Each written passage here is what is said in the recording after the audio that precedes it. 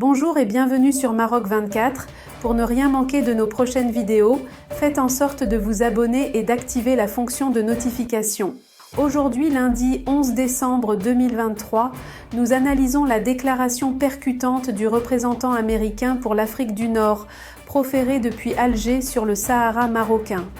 Il y décoche une flèche acérée et porte un coup décisif à la junte militaire algérienne. Restez avec nous pour plus de détails dans cette analyse extraite du magazine Maroc Hebdo. C'est une interview aux allures de déconfiture pour le régime algérien que vient d'accorder ce 9 décembre 2023 à Alger, où il est en déplacement, le secrétaire d'État adjoint américain en charge du Bureau de l'Afrique du Nord, Joshua Harris. Relayé par l'ambassade des États-Unis sur son site web, et ce à la fois en arabe, en français et en anglais, elle confirme définitivement l'alignement de l'oncle Sam sur les thèses marocaines en ce qui s'agit du différend autour de la région du Sahara marocain. En effet, Joshua Harris a d'emblée dans sa déclaration préliminaire, mis en avant la nature régionale du différend voire bilatéral, puisqu'on peut clairement comprendre à partir de son intervention qu'il voit l'Algérie comme étant l'autre partie, d'autant plus qu'il n'a à aucun moment fait cas tout au long de son interview, du mouvement séparatiste du Front Polisario. La voix de l'Algérie est tellement cruciale dans son soutien au processus de l'ONU, que j'attends avec impatience d'écouter nos amis algériens nous dire comment ils voient la situation et comment ensemble, nous pouvons créer les conditions permettant au processus de l'ONU d'avancer, dit-il à ce propos, dans un langage certes diplomatique, mais qui ne laisse que peu d'embâches sur sa signification.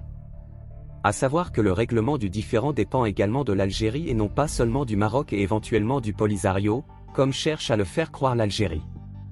Mais il y a pire pour les responsables algériens, malgré plusieurs relances pour lui soutirer un soutien au soi-disant référendum d'autodétermination que cherche encore à organiser l'Algérie au Sahara marocain, Joshua Harris est resté droit dans ses bottes et insisté sur l'esprit de réalisme et de compromis quant à la situation actuelle sur le terrain.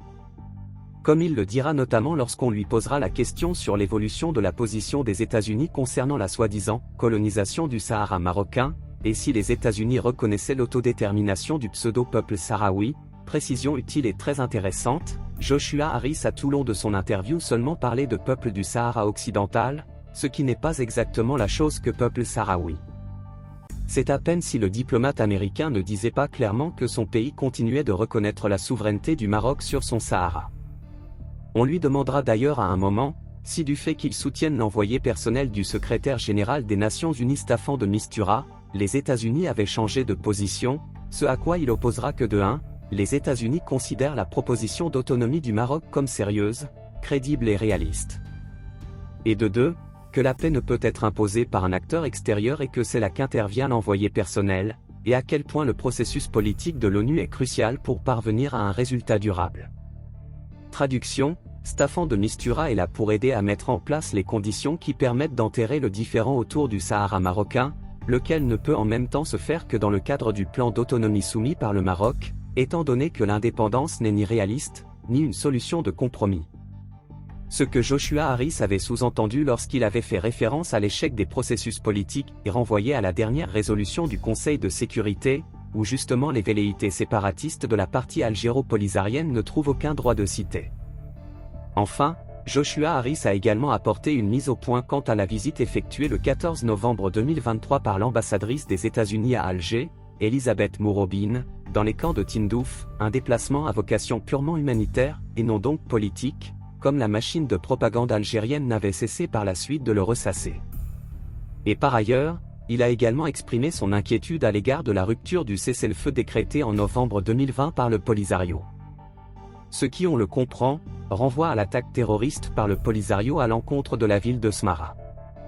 De là à croire que le Polisario pourrait bientôt être considéré comme terroriste par les États-Unis, il n'y a peut-être qu'un pas, et c'est le pas que ces milices franchiraient en persistant à vouloir faire régner la terreur au Sahara marocain. En tant que son sponsor du mouvement, l'Algérie a pour sa part, elle aussi beaucoup à craindre. Pour rester informé, je vous invite à regarder les vidéos Maroc 24 qui s'affichent sur votre écran.